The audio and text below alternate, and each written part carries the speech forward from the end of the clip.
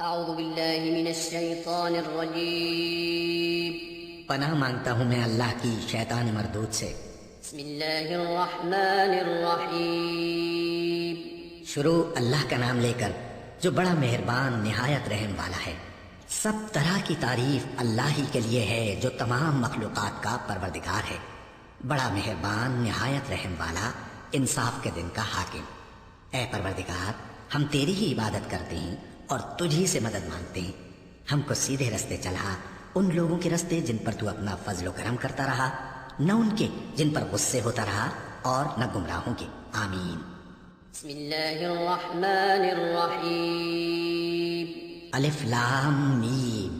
یہ کتاب یعنی قرآن مجید، اس میں کچھ شک نہیں کہ اللہ کا کلام ہے، پرہیزگاروں کے لیے رہنما ہے جو غیب پر ایمان لاتے اور آداب کے ساتھ نماز پڑھتے اور جو کچھ ہم نے ان کو عطا فرمایا ہے اس میں سے خرچ کرتے ہیں، اور جو کتاب اے پیغمبر تم پر نازل ہوئی اور جو کتابیں تم سے پہلے پیغمبروں پر نازل ہوئیں سب پر ایمان لاتے اور آخرت کا یقین رکھتے ہیں۔ یہی لوگ اپنے پروردگار کی طرف سے آئی ہوئی ہدایت پر ہیں اور یہی لوگ کامیاب ہیں۔ جو لوگ کافر ہیں انہیں تم نصیحت کرو یا نہ کرو ان کے لیے برابر ہے، وہ ایمان نہیں لانے کے۔ اللہ نے ان کے دلوں اور کانوں پر مہر لگا رکھی ہے اور ان کی آنکھوں پر پردہ پڑا ہوا ہے اور ان کے لیے بڑا عذاب تیار ہے۔ اور بعض لوگ ایسے ہیں جو کہتے ہیں کہ ہم اللہ پر اور روز آخر پر ایمان رکھتے ہیں، حالانکہ وہ ایمان نہیں رکھتے۔ یہ اپنے خیال میں اللہ کو اور مومنوں کو دھوکہ دیتے ہیں، مگر حقیقت میں اپنے سوا کسی کو دھوکہ نہیں دیتے اور اس سے بے خبر ہیں۔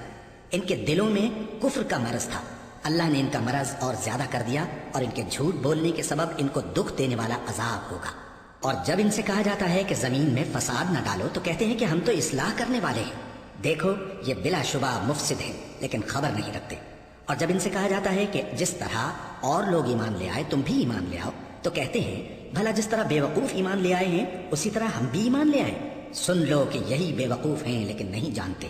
اور یہ لوگ جب مومنوں سے ملتے ہیں تو کہتے ہیں کہ ہم ایمان لے آئے ہیں، اور جب اپنے شیطانوں میں جاتے ہیں تو ان سے کہتے ہیں کہ ہم تمہارے ساتھ ہیں، اور مسلمانوں سے تو ہم ہنسی کیا کرتے ہیں۔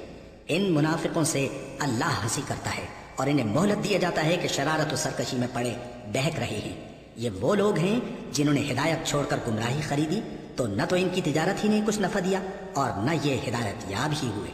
ان کی مثال اس شخص کی سی ہے جس نے شب تاریک میں آگ جلائی، جب آگ نے اس کے ارد گرد کی چیزیں روشن کی تو اللہ نے ان لوگوں کی روشنی زائل کر دی اور ان کو اندھیروں میں چھوڑ دیا کہ کچھ نہیں دیکھتے۔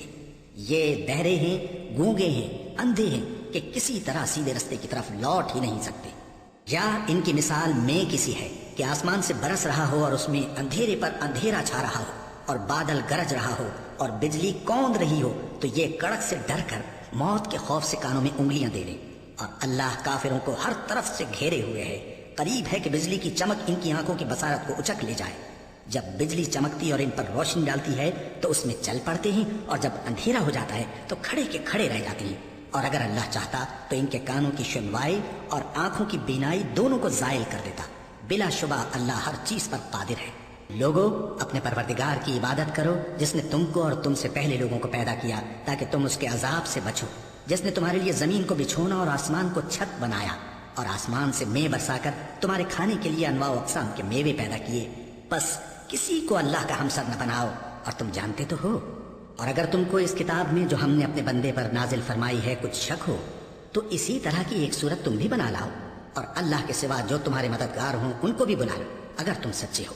پھر اگر ایسا نہ کر سکو اور ہرگز نہیں کر سکو گے تو اس آگ سے ڈرو جس کا ایندھن آدمی اور پتھر ہوں گے اور جو کافروں کے لیے تیار کی گئی ہے۔